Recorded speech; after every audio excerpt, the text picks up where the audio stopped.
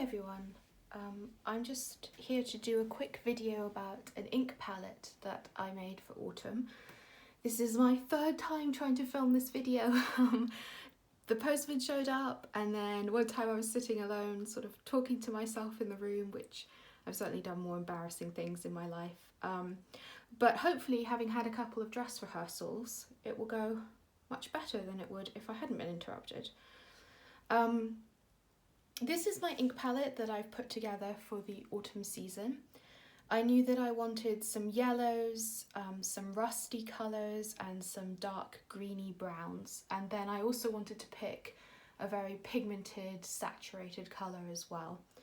The first ink is a new one to my collection. It's this ink from Kyo-Iro called Stone Road of Gion. I think the name, the Stone Road, is very, very appropriate. It does remind me of that sort of taupey colour of a road. And my experience with it so far has been that it's very well behaved.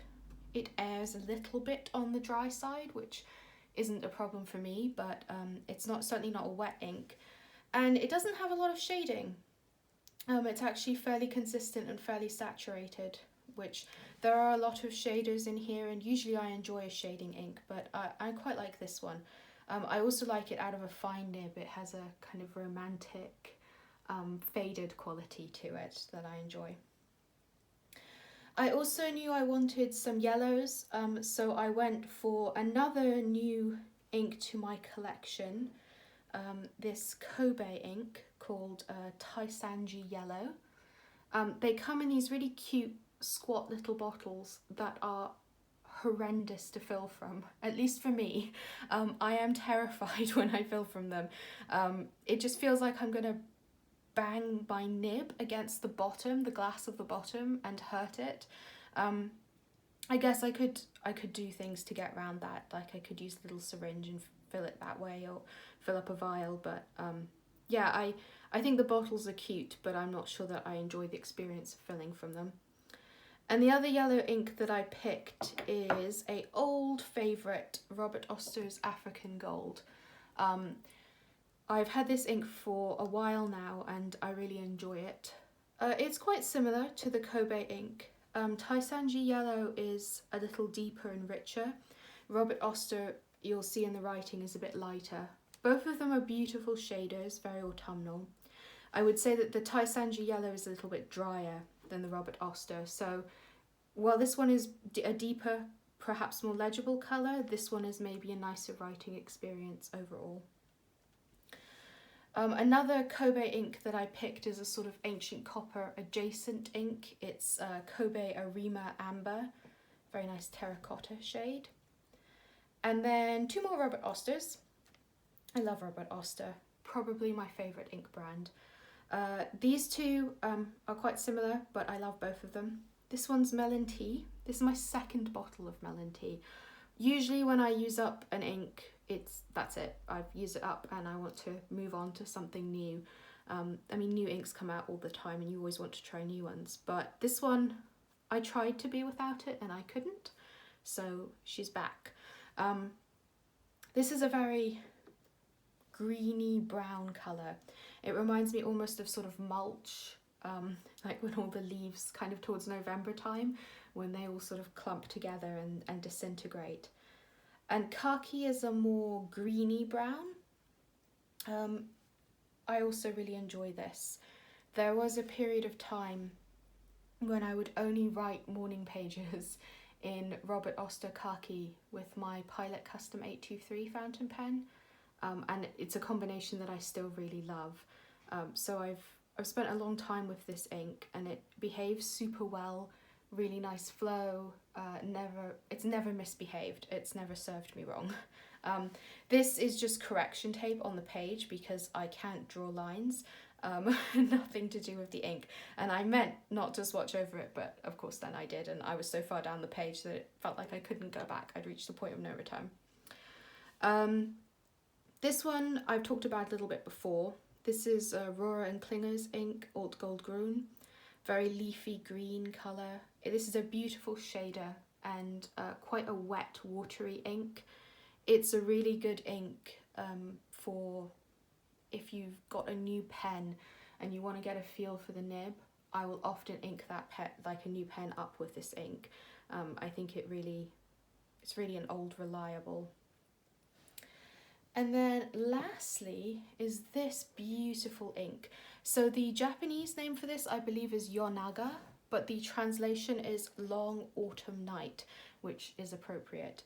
I use this ink all year round, and I feel a bit like it's a fairy tale kind of ink, because the bottle never seems to go down despite me using it for, you know, such a long period of time. I think maybe it's because I tend to ink my sailors up with it, and they have a shorter cartridge supply, so it feels like I've inked it up a lot, but I've actually not taken a lot of ink out of the bottle. This is a very pigmented, saturated colour, and the ink is extremely wet. I would say almost like, if you know Diamine Writer's Blood, it's on that level of wetness. Maybe a bit better behaved than that one. That one's kind of out of control. But yes, it's really beautiful. I love this sort of dark blue colour. I think it's really gorgeous. And then, really briefly, I have already written, but I will write again so you can hear the nibs. I want to talk about these 3 fountain pens, which I would consider to be my favourite nibs. I've always used fountain pens. My father has a fountain pen that he always writes with, and I think just growing up it was one of those things that I considered to be the adult thing to do, and then it became a very expensive habit. But yeah, he's always writing with his fountain pen, and so it was kind of like, he drinks coffee in the morning, I drink coffee in the morning, he writes with a fountain pen, I must write with a fountain pen. So the first nib that I have is this Pelikan M400, and I have the Arima Amber ink inked up in here. This is a very springy nib. It's almost like bouncing. It's a fine nib, but Pelikans have very thick, broad nibs. Usually I would like a bit of a finer line, but something about writing with this nib, it just feels like I'm floating. This model is the white tortoise model, which is really gorgeous. My dog nabbed this one day off my desk, and he thought it was a brilliant game. He had it in his mouth, and he was, if you have a dog, you'll know exactly what I'm talking about. He was sort of like lurching around and kind of flaunting it in my face, trying to get me to chase him. And I was in an absolute panic that he had destroyed my beautiful white tortoise. But it survived, so it must be fairly hardy. If we did look for it, we probably could find marks of a spaniel's teeth on this pen. But yeah, it's not as delicate as I thought it would be, and not that I would give it to him again, but yeah. Next is my Sailor Pro Gear Slim. This is a slim, and this one has a medium fine nib. This one is much finer than the Pelikan. Sorry, I'm not really holding it at the correct angle because of the camera. There's a lot of feedback to this nib. And writing with it after writing with the Pelikan, it feels much, much harder. Not in a bad way, just I feel like I'm on much firmer ground here. Really beautiful. And then lastly is a bit of a surprise to me. I've had platinums before. People always say that they're great nibs, they're great pens, and I had 2 or 3 that I sold on and that I was just disappointed with. I found them to be really firm and too firm and almost like a tight writing experience. I don't really know how to describe it other than that. And then I got this one and I wrote with it and I thought, wow, that's what people are talking about with platinums. This pen also has really good feedback.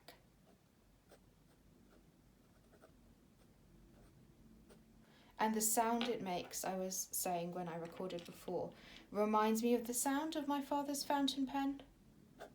He was always making marks like that. He's a teacher, so he was always making that kind of sound with his pen. So I really enjoy when I get a fountain pen that writes like that. Yeah, this one's a real surprise, but I would never sell this. I would never give it away. And I think if I was to go away for a long period of time, I would seriously consider taking this as the pen I wrote with.